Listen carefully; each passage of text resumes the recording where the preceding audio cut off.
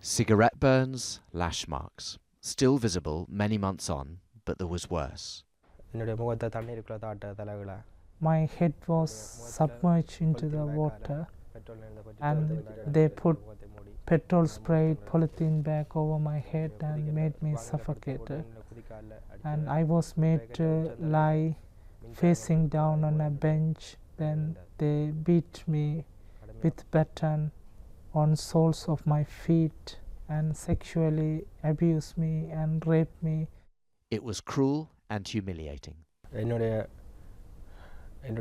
They squeezed my penis and I find difficult to talk about what happened to me in terms of sexual torture, because which affected me a lot mentally.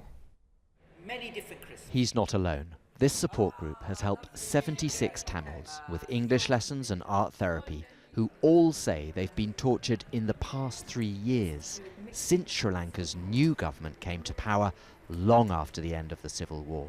You see a separate team abducting, a separate team interrogating and torturing, and another team releasing. You see a very systematic pattern of violations across the country, and it's the same in the last 3 years as it was in the previous years under the Rajapaksa regime. So I'm not saying that the Prime Minister or the President is ordering this, but clearly this is very systematic within the security forces, the police and the army still.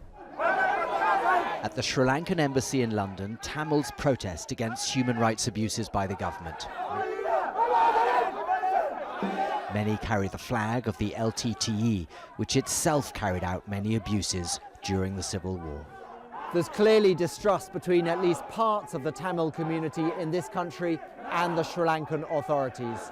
We've put the allegations in our report to the Sri Lankan government. It says it takes all violations of human rights extremely seriously. It argues that the situation in Sri Lanka is improving. It says it will investigate and prosecute all alleged cases of torture and is working with the UN and human rights groups to this end. A different man whom we met through different contacts, but the story is depressingly similar. They used some kind of hot heated metal rods, and just one of my leg is upside down and they just pulling from my leg with a pulley. I totally believed I will die. He too was accused of supporting the LTTE. He too says he was tortured by the police's criminal investigation department, and he too paid a bribe and fled Sri Lanka. He's been refused asylum in Britain, but is appealing. So are many at the support group, after also being refused. Although the British government told us there are credible reports of ongoing torture in Sri Lanka, and it says it has updated its asylum policy accordingly. Barnaby, Phillips, Al Jazeera, London.